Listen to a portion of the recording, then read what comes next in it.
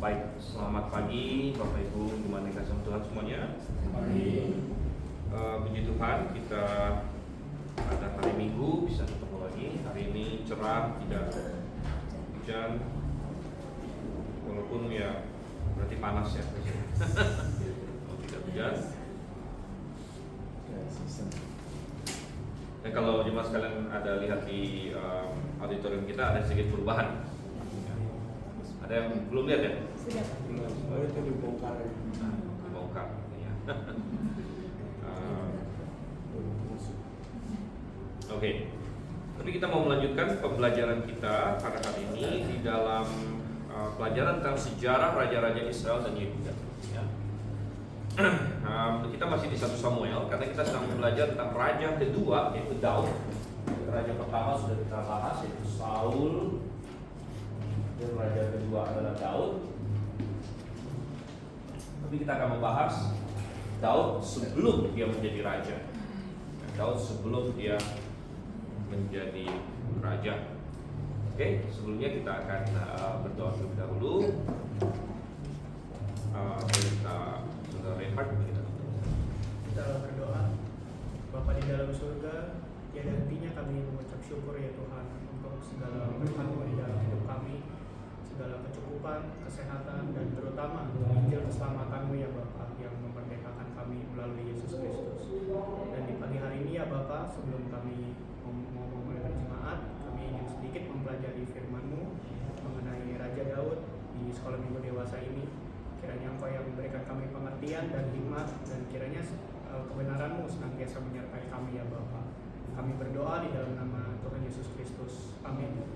Amin. Oke, saya buka dulu.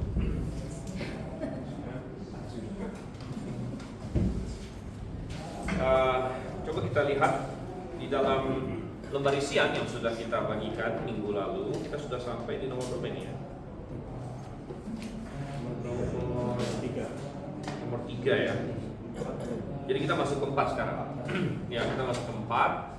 Dan sejarah tentang kehidupan Daud tentunya tercantum dengan cukup jelas bagi kita dari 1 Samuel pasal 16 sampai pasal 31. Kita sudah lihat sebagiannya di mana Daud diurapi karena Tuhan menyingkirkan Saul dari jabatan raja ya.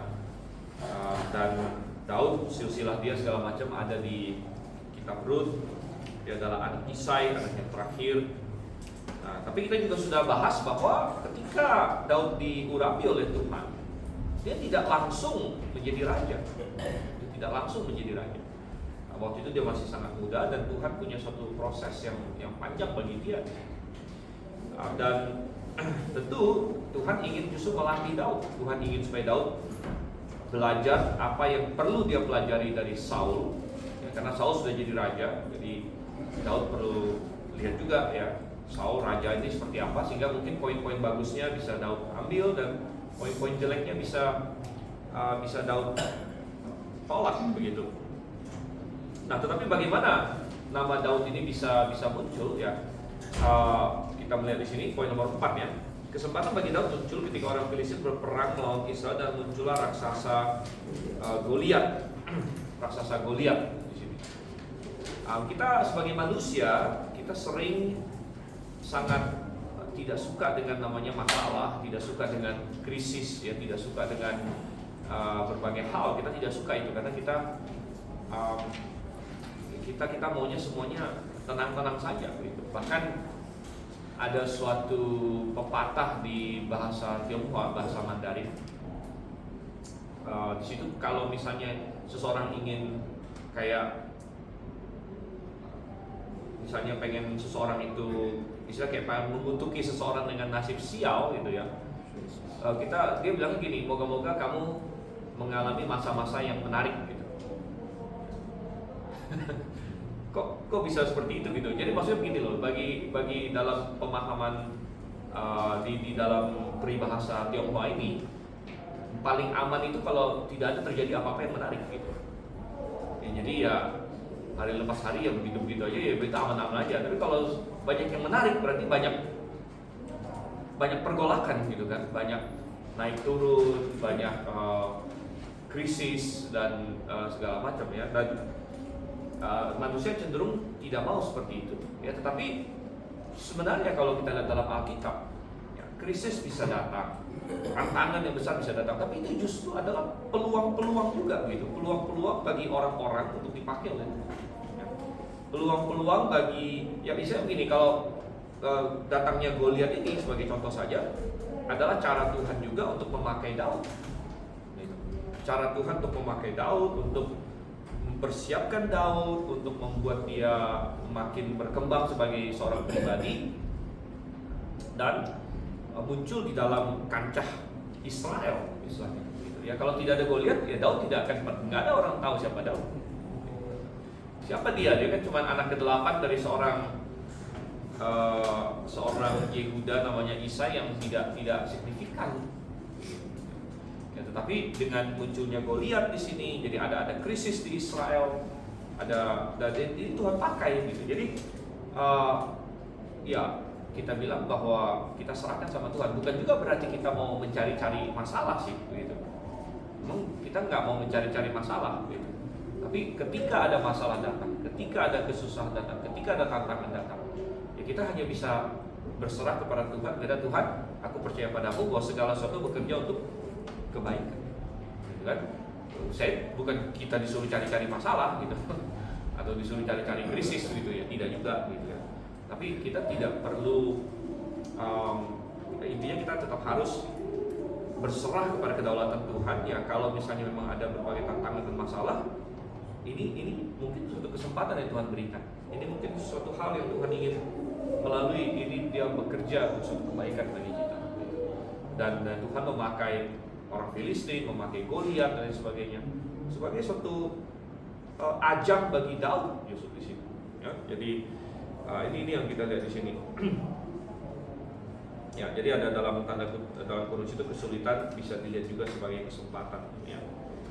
Oke, di 4a, kepahlawanan Daud membuat dia semakin dikenal oleh Saul dan juga oleh orang Israel. Ingat, sebelumnya Daud sebenarnya sudah kenal dengan Saul, waktu dia diminta untuk memainkan kecapi untuk menenangkan Saul. Nah, tapi waktu itu juga Saul tidak begitu peduli dengan dia. Ya, tapi setelah dia mengalahkan Goliat, baru ini kehebatan Daud dikenal di sini.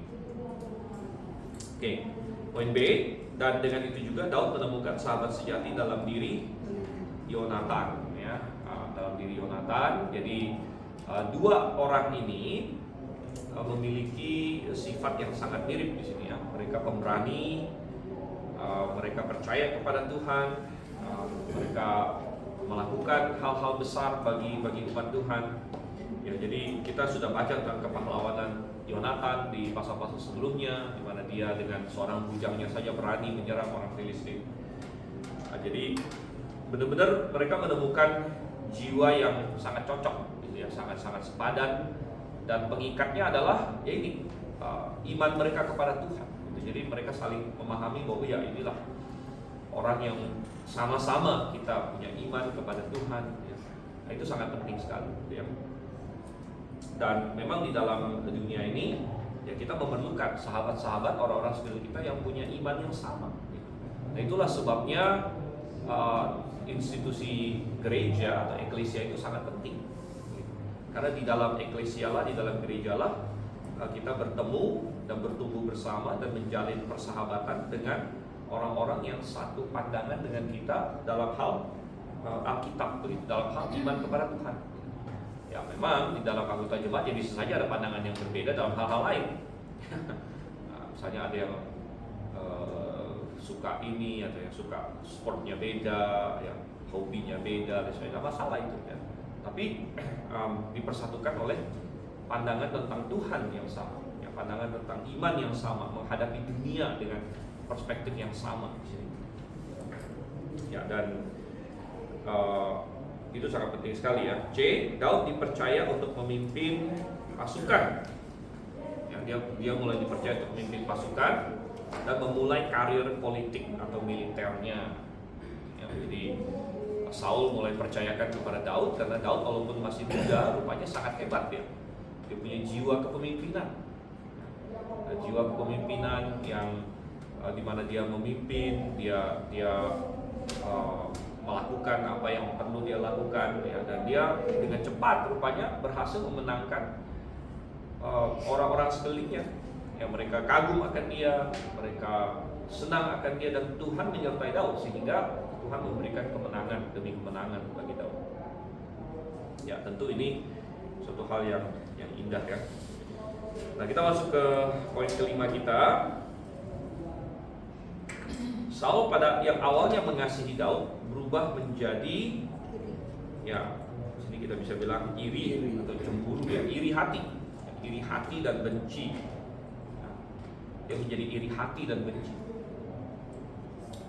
setelah merasa terancam oleh popularitas Daud. Jadi Saul menunjukkan dirinya sebagai orang yang tidak bisa berlapang dada, tidak bisa berbesar hati ya, terutama ketika dia mendengar perempuan-perempuan gitu ya bernyanyi-nyanyi katanya. Itu yang memicunya. Makanya perempuan-perempuan ini kurang diplomatis bahasanya. Jadi nah, mereka bernyanyi, Saul mengalahkan beribu-ribu, tapi Daud berlaksa-laksa atau berpuluh-puluh ribu. Ya, dan itu membuat Saul begitu tersulut rupanya. Ya, padahal mestinya dia sebagai raja ya santai aja begitu kan. Ya, ini kan siapa yang ngomong ini kan? Ya, bukan siapa yang ngomong juga begitu, cuman ngomongin orang doang.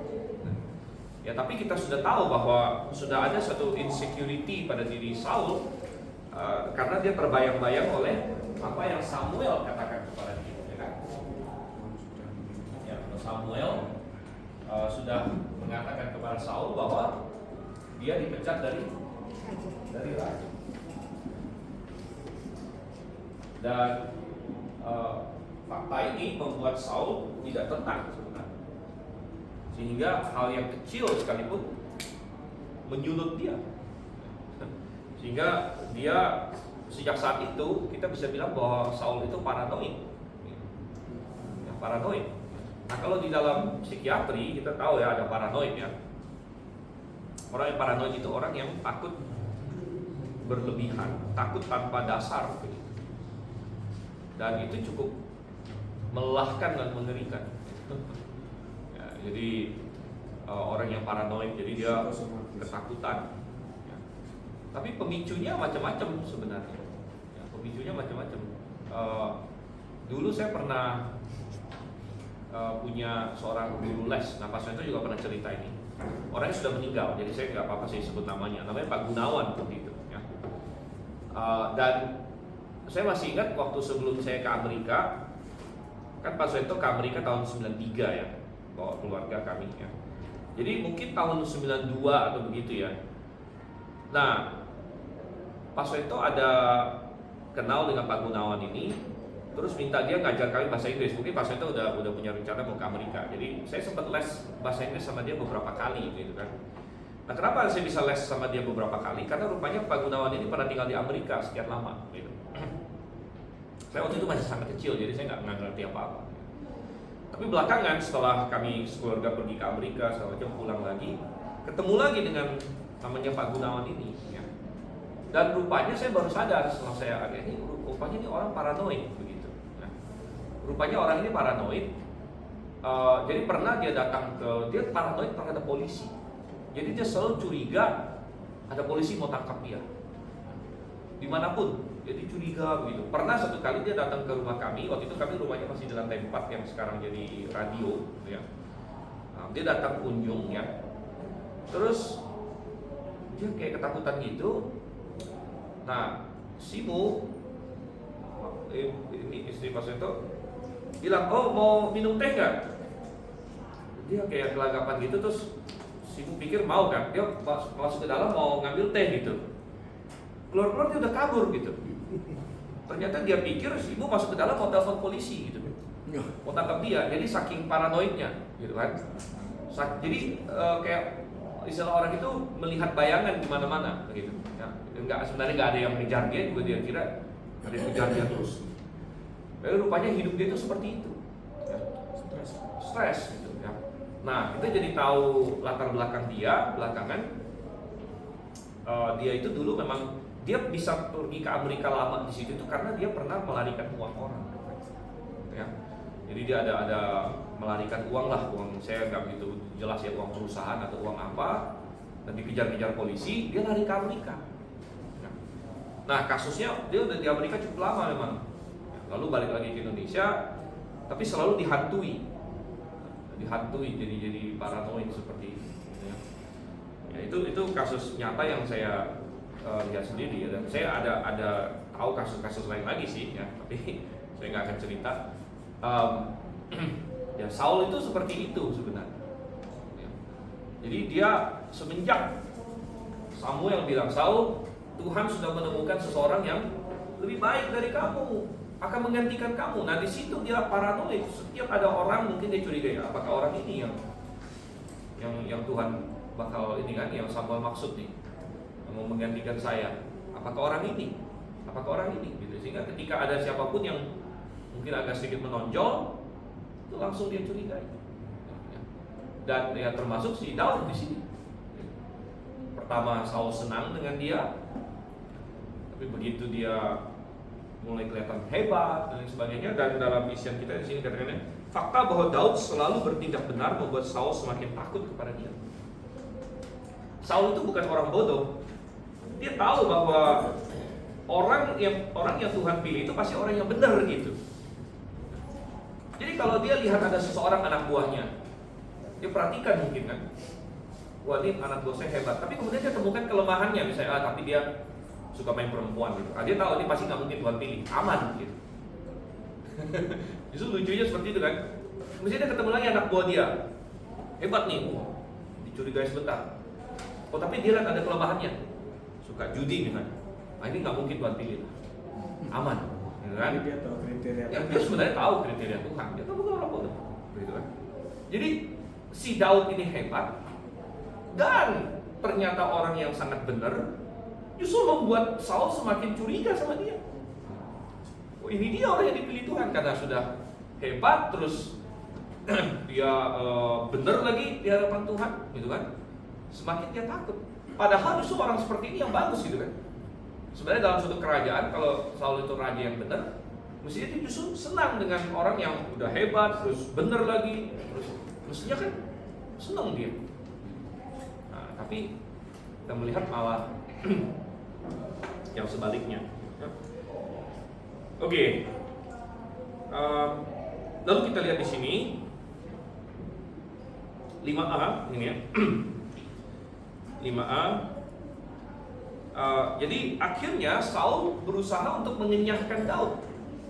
Padahal Daud adalah salah satu anak buah dia yang paling hebat gitu.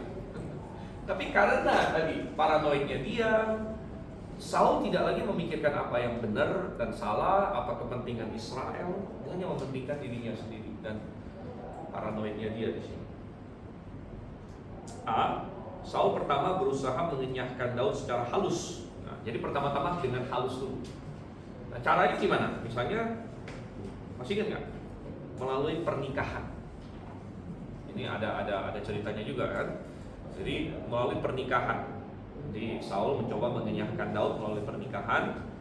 Dia pikir kalau Daud, karena Saul serba salah juga. Ingat waktu Daud mengalahkan Goliat, kan sempat orang-orang berbicara, wah siapa yang mengalahkan orang ini? Katanya akan dibebaskan dari pajak, terus akan dinikahkan dengan anaknya raja segala macam. Nah, itu kan waktu itu orang-orang ngomong seperti itu waktu sayembara gitu kan, siapa yang berani lawan Goliat nih? Ternyata Daud yang menang. Nah, jadi kan dia berpikir, ya anak rajanya mana gitu yang bakal dinikahkan dengan Daud begitu.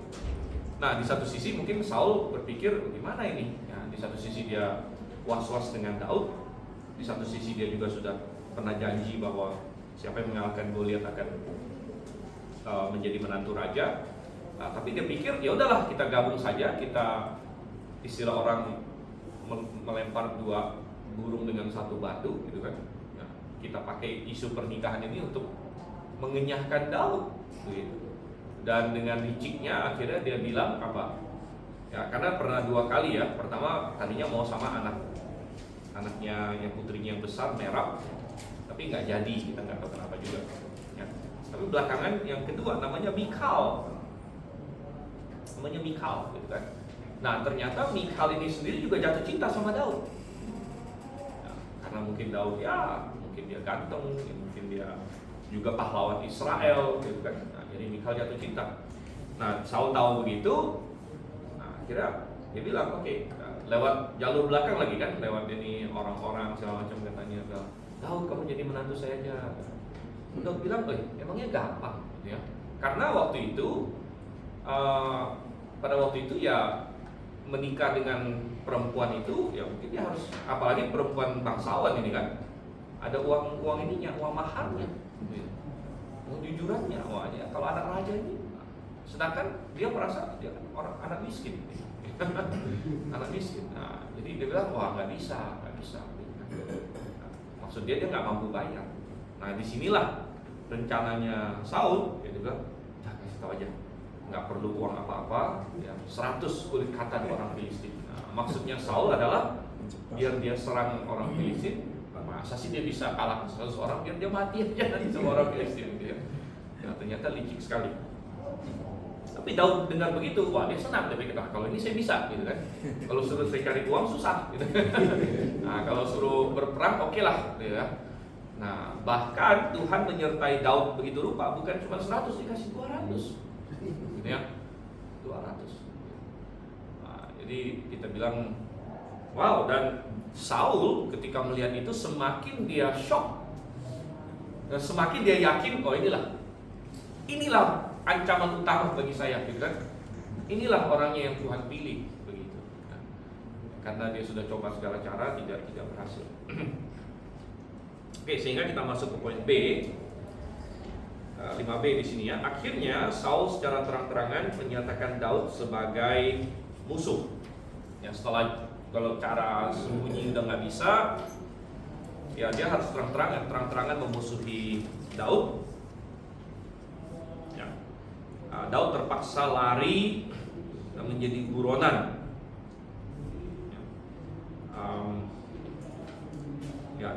Dia menjadi pelarian. Yang tadinya statusnya pangeran kan, menantu raja, sekarang dia harus lari sana sini, ya. Menjadi buronan.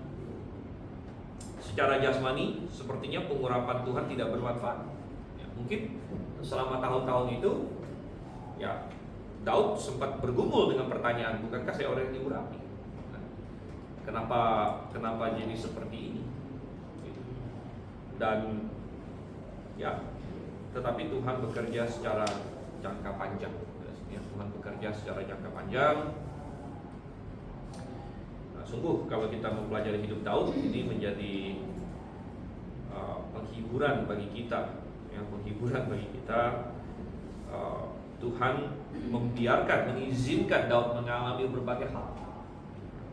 Namun Tuhan selalu menyertai Daud.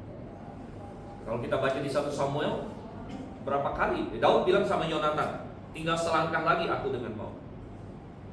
Lalu kita pernah baca bahwa Saul kejar dia di suatu gunung dan mereka berpapasan gitu. Jadi Daud pas lewat sebelah sana, Saul lewat sebelah sini gitu. Dan hanya karena ya dalam tanda petik kebetulan aja mereka nggak ketemu gitu. Ya tapi kebetulan itu bukan kebetulan sebenarnya. Kebetulan itu adalah pimpinan Tuhan. Jadi hal yang luar biasa di sini. Oke, kita masuk ke poin nomor 6 ya. Poin nomor 6, Daud lari dari Saul dari satu tempat ke tempat lain dan berkumpul pada dia orang-orang susah dari seluruh negeri. Kita membaca sampai terakhir itu ada sekitar 600 orang yang perangnya gitu ya, plus dengan mungkin anak istri mereka. Berarti mungkin lebih dari 1000 orang dipimpin oleh Daud. Ini bagian dari pelatihan militer dan rohani. dari Tuhan bagi Daud.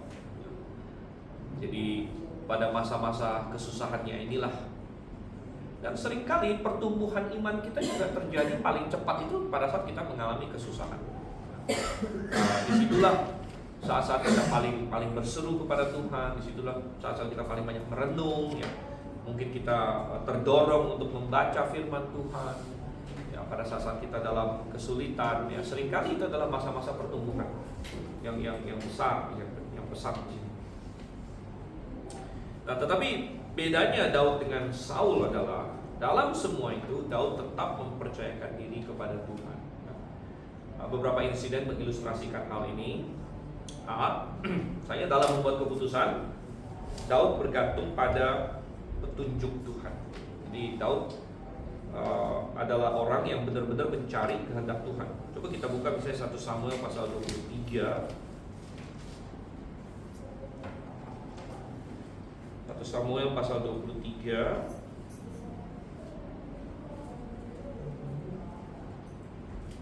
ayat yang ke-9.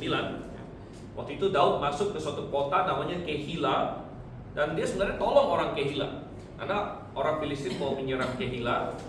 Lalu Daud tahu, Daud tolong mereka. Daud kalahkan orang Filistin yang mau menyerang orang Kehila itu. Lalu dia masuk ke kota itu. Mungkin dia berharap karena kota ini sudah saya selamatkan dari orang Filistin, mestinya kan mereka berterima kasih gitu kan. Nah, tapi ketika Saul mendengar bahwa Daud ada di Kehila, dia kesenangan. Dia bilang, udah saya cari-cari dia dari kapan-kapan, sekarang dia muncul di kota itu, saya akan datang. Nah, kita lihat di ayat ke-9, ketika Daud mengetahui bahwa Saul berencana jahat terhadap dia, berkatalah ia kepada Imam Abiatar, bawalah efod itu ke sini. Kemudian kata Daud, Tuhan Allah Israel hamba-Mu ini sesungguhnya telah mendengar bahwa Saul berikhtiar untuk datang ke Kehila dan memusnahkan kota ini karena aku. Apakah warga Kehila akan menyerahkan aku ke dalam tangannya?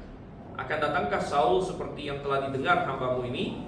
Ya Tuhan Allah Israel, beritahukanlah kiranya kepada hamba-Mu. Jawab Tuhan, ia akan datang.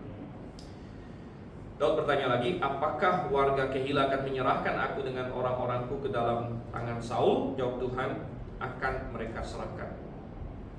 Lalu bersiaplah Daud dan orang-orangnya, kira-kira 600 jumlahnya, keluar meninggalkan Kehila dan berjalan kemana saja mereka dapat pergi. Ketika Saul diberitahu bahwa Daud telah meloloskan diri dari Kehila, ia tidak jadi maju berperang. Ya. Jadi sebenarnya perikop ini sangat signifikan secara teologis juga ya. Bukan hanya dalam hal kisah Daud di sini, tapi ada poin teologis sebenarnya yang sangat penting dari cerita ini. Tapi di poin kita di sini adalah Daud bergantung sama Tuhan. Ketika dia dengar Saul mau datang, dia minta petunjuk Tuhan, dia cari tahu dia. Nah, Saul juga lip service begitu, tapi dia tidak benar-benar gitu. Makanya yang insiden waktu dia nunggu Samuel itu kan dia bilang, aku mau menantikan pertolongan Tuhan, tapi ketika Samuel nggak datang dia langgar firman Tuhan. Ya, jadi dia tidak sungguh-sungguh mencari kehendak Tuhan. Ya. Bahkan coba kita buka satu insiden bedanya Saul dengan Daud. Ya. Kita kilas balik lagi di 1 Samuel.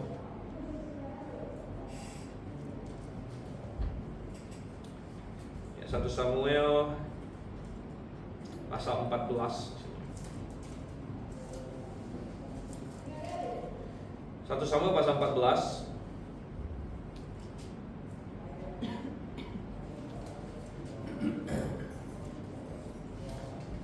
Coba kita lihat ayat yang ke-17 sampai 19 di sini. 1 Samuel 14 ayat 17.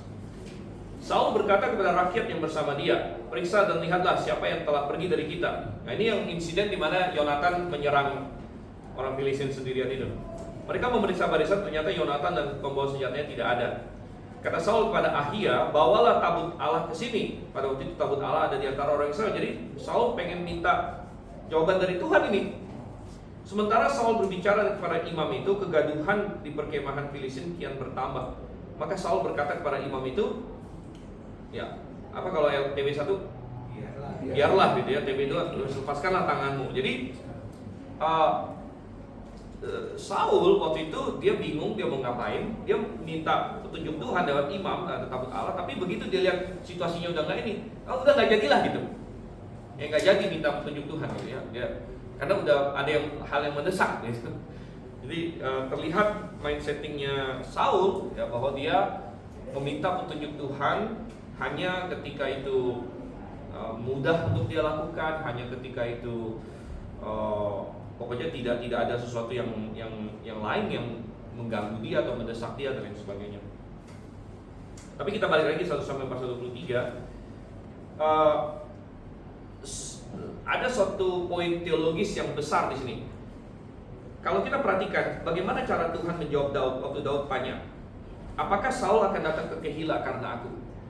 Jawab Tuhan apa? Ya, Tuhan dia akan datang. Pertanyaan kedua adalah, apakah orang Kehila akan menyerahkan aku kalau Saul datang? Jawabannya adalah iya juga. Tapi kalau kita lihat pada kenyataannya realita, Saul datang nggak ke Kehila? Tidak, nggak jadi. Loh, kok kita bilang? Apakah berarti Tuhan salah dong? Kan tadi waktu ditanya, apakah Saul akan datang ke Kehila? Tuhan jawab iya. Apakah orang Kehila akan menyerahkan aku? Iya.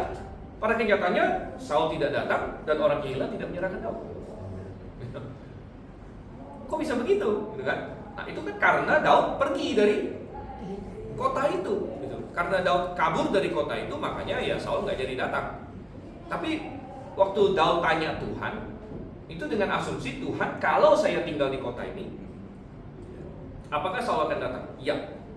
Dan apakah orang Kehila akan menyerahkan aku? Iya. Dengan asumsi kalau saya tinggal di kota ini.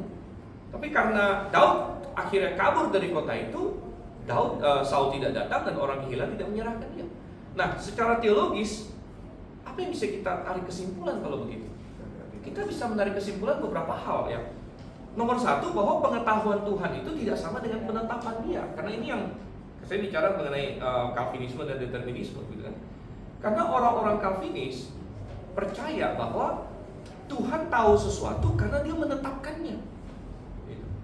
Tuhan tahu sesuatu karena dia menetapkannya. Misalnya, Tuhan tahu hari ini saya pakai baju ini, apa ini? Purple gitu kan. Karena Tuhan tetapkan saya pakai baju purple gitu. Tetapi ternyata tidak. Insiden ini menjelaskan bahwa Tuhan bisa tahu sesuatu bukan karena Tuhan menetapkan. Karena ternyata memang tidak terjadi, berarti kan Tuhan tidak menetapkan gitu. Tuhan tidak menetapkan Daud untuk tinggal di Kehila, Tuhan tidak menetapkan Saul untuk datang, Tuhan tidak menetapkan orang Kehila untuk menyerahkan Daud, karena ternyata ada pilihan. Dan pilihannya adalah Daud bisa pergi kabur dari Kehila gitu. Jadi Daud punya dua pilihan di sini. Apakah saya mau tinggal di Kehila ataukah saya mau pergi dari Kehila? Dan ternyata Tuhan tahu kalau kamu begini kejadiannya bakal bagaimana, dan kalau kamu begini kejadiannya bakal bagaimana. Jadi Tuhan tidak menentukan yang mana yang Daud harus pilih, begitu. Tetapi Tuhan tahu apa yang akan terjadi kalau kamu pilih begini. Gitu ya. Nah, ini suatu poin teologis yang sebenarnya signifikan kita dapatkan dari perikop ini. Ya. Oke, tapi kita lanjut lagi di 6b di sini ya. 6b. Beberapa insiden mengilustrasikan ini ya, bagaimana Daud tetap, walaupun dia jadi buronan dan lain sebagainya, dia tetap punya hubungan dengan Tuhan yang baik. Dengan bantuan titik-titik, siapa ini? Istri Nabal siapapun namanya. Benar, istri Nabal nih. Dengan bantuan titik-titik, Daud berhasil mengekang dorongan dosa dalam dirinya berkaitan dengan Nabal.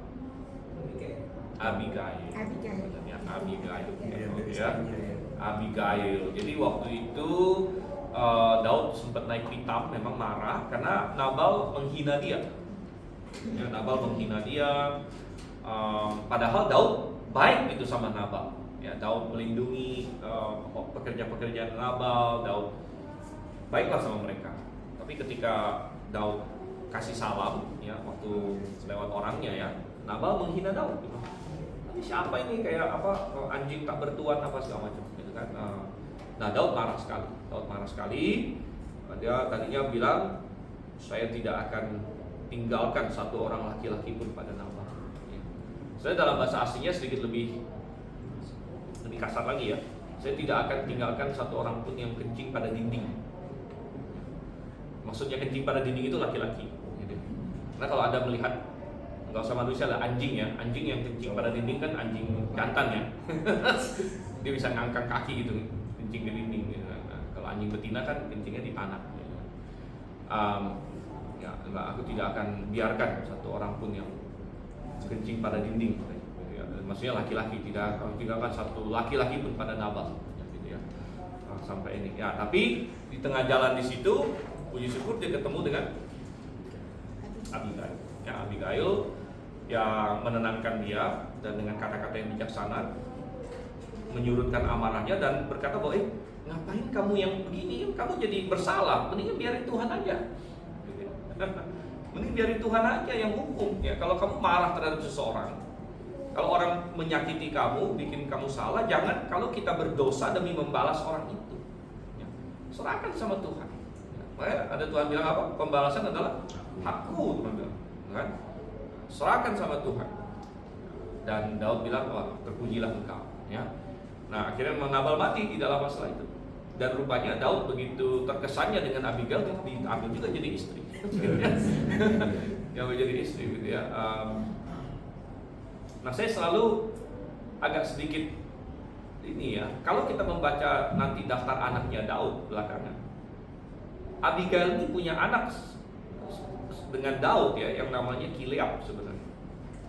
Tapi kita nggak pernah ketemu dengan Kileab dalam insiden-insiden anak-anaknya Daud. Karena yang kita tahu anak Daud yang bermasalah dan yang sering muncul dengan si Amnon, yang bikin masalah, Absalom. Tapi sebenarnya Amnon itu anak pertama, Kileab itu anak kedua. Ini anaknya Abigail.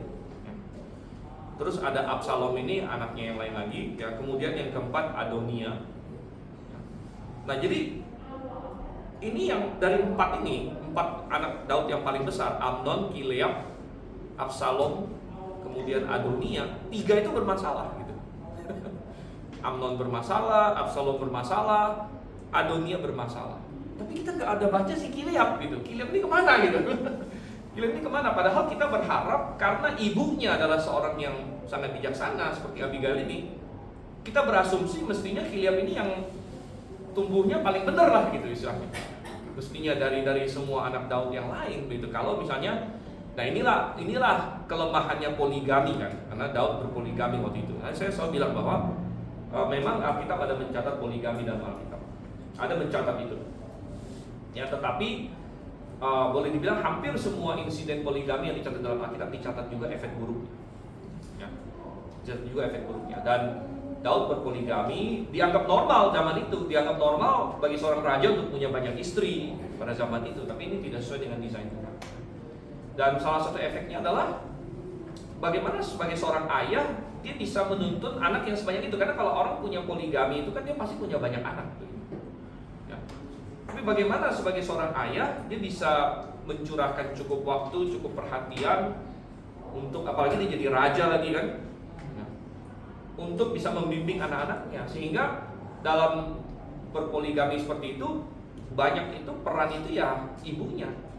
Makanya kalau kita baca di satu raja-raja, dua raja-raja, seringkali kalau raja Yehuda selanjutnya dikasih tahu nama ibunya siapa. Ya, ibunya sini, gitu kan? Ibunya sini. Kenapa? Ya bapaknya sudah tahu, gitu kan. Tapi bapaknya ini mungkin dia punya banyak istri dan punya banyak anak. Gitu. Nah, anaknya yang ini yang jadi raja, ibunya siapa? Jadi peran ibunya jangan jadi sangat penting sekali di situ kan. Nah, kita berharap tentunya bahwa si Kileab ini anak keduanya Daud dari Abigail, ya, kan mestinya dia yang ya Abigailnya begitu berhikmat, anaknya gimana nih? Gitu kan? Nah, tetapi kita nggak baca tentang Kileab di ini. Nah, banyak spekulasi. Kalau saya berspekulasi ya Kileab mungkin mati muda, gitu ya. Nah, karena pada zaman itu kan bisa saja anak mati muda dan sebagainya.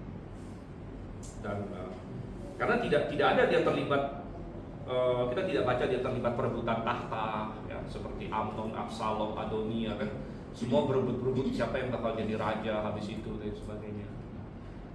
Kita tidak ada baca tentang itu. Oke, baik. Kemudian kita lihat lagi sekarang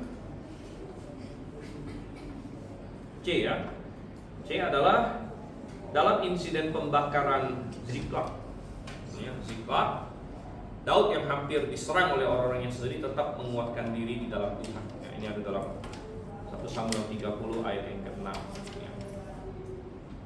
Oke, kita tidak usah panjang lebar sana. Saya harap Anda ingat insidennya. Kita masuk ke poin 7 saja karena waktu kita sudah hampir habis. Dalam periode waktu ini, Daud tidak mencoba untuk memaksakan diri menjadi raja. 2 kali dia berkesempatan membunuh Saul. Ya, 2 kali. 1 kali dalam gua, Saul masuk, dia pikir aman. Inilah bahayanya, karena pas pampres juga nggak bisa ikut presiden masuk WC gitu kan. Jadi ya, jadi pasukan pengawalnya Saul juga nggak mungkin dong Saul mau buang air besar diikutin gitu kan. Jadi dia pikir udah aman nih guanya. Yang kedua, ada Saul tidur di situ dan entah bagaimana Daud bisa masuk di situ ya. Jadi isian kita yaitu di gua Adulam dan di padang gurun Zif ini ya. Ya, tetapi Daud tidak mau membunuh Saul. Ya, karena itu hanya akan membuktikan bahwa Saul benar memusuhinya. Karena intinya Saul kan ingin berkata Daud ini akan memberontak pada saya, akan Daud ini mau memberontak, mau membunuh saya. Itu adalah tuduhan Saul kepada Daud. Dia ini mau jadi raja, dia mau menggantikan saya, dia mau membunuh saya. Nah, kalau di satu sisi kita bisa bilang sangat manusiawi, bahkan semua anak buah Daud bilang, Daud, udah bunuh saja, dia ini memang musuhmu, dia sudah mencoba membunuh kamu berkali-kali. Dan memang benar, Saul sudah mencoba membunuh Daud tidak terhitung banyaknya. Dan secara manusiawi dibenarkan bagi Daud untuk membela diri, membalas, oh kamu mau bunuh saya bunuh kamu. Gitu. Tetapi Daud selalu berpikir nomor 1, Saul itu kan memang masih bapak mertua dia. Dia anggap Saul itu ayahnya. Ya. Nomor 2, Saul adalah orang yang diurapi Tuhan. Ya. Dan nomor 3, kalau dia bunuh Saul, berarti ketakutan Saul terhadap dia kan ada sedikit dibenarkan juga gitu, bahwa ternyata Daud memang bisa bunuh saya. Dan Daud tidak mau itu. Gitu. Jadi akhirnya dia berserah pada Tuhan. Dia bilang Tuhan yang akan bunuh dia. Ya. Tuhan yang akan bunuh dia, saya tidak mau. Ya, dan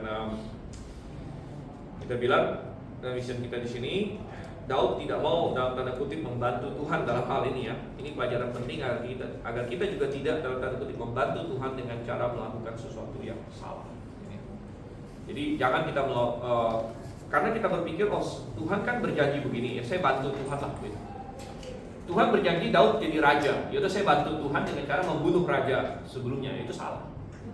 Ya, Tuhan punya cara supaya kamu jadi raja. Ya. Dan ini terjadi juga pada Abraham. Abraham bilang sama Abraham, kamu akan punya anak.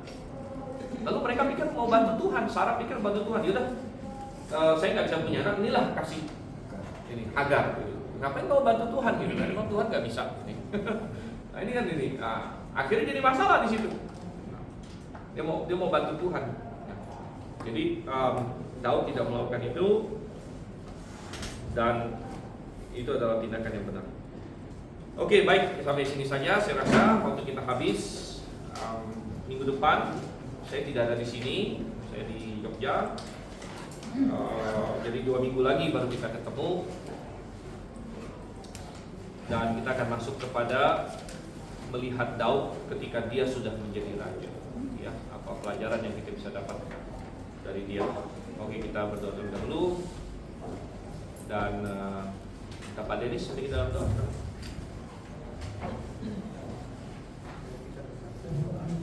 Terima kasih Tuhan atas firman-Mu yang disampaikan oleh Pak Stephen. Kiranya firman-Mu itu dapat membuat pedoman bagi kehidupan kami, dan kiranya semuanya itu Engkau yang pilih. Sebentar lagi kami akan masuk dalam pertemuan jemaat, kiranya Engkau yang juga yang memimpin kami semua. Dalam nama Tuhan Yesus kami berdoa. Amin. Amin.